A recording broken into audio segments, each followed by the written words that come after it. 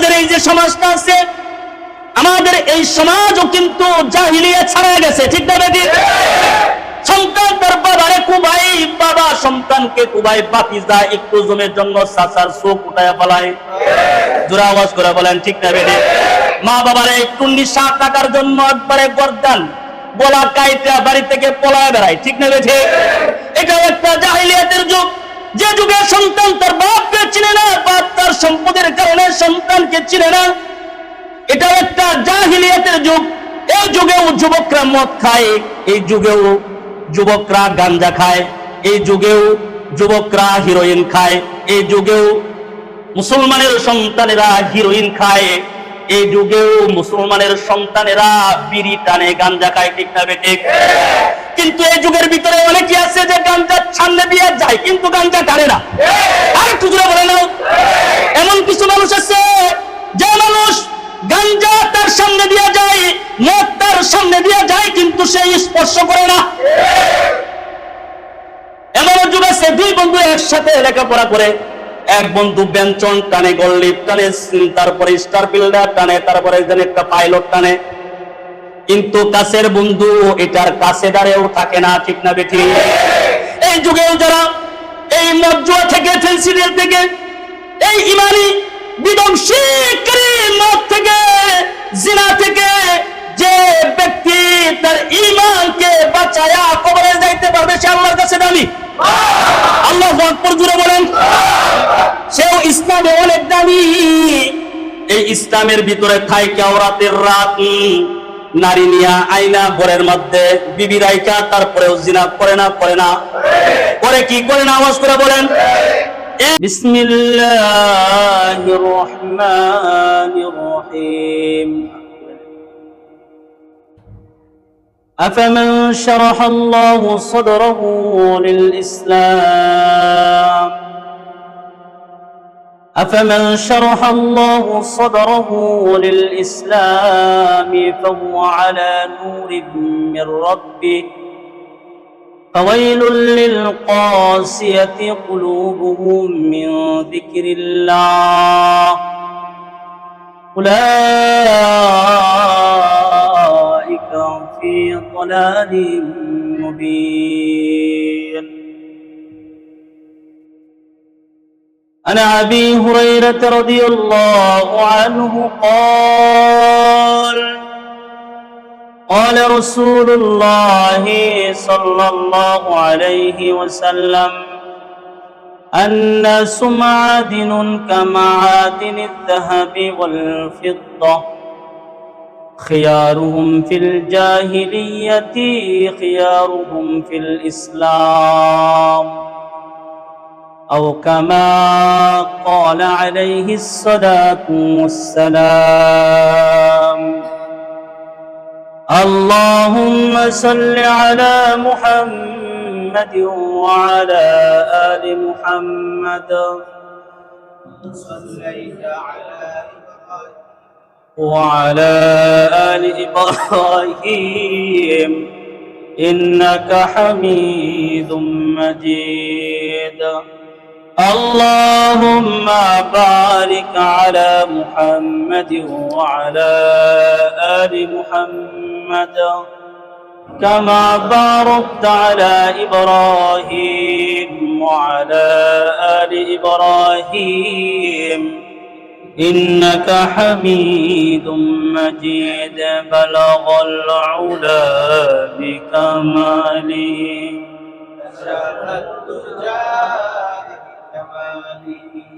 حسنة جميع خصاله صلوا عليه وآله. بلغ العلا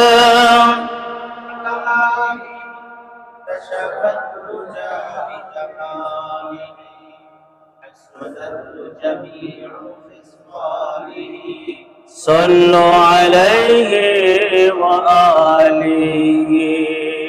لا إله لا إله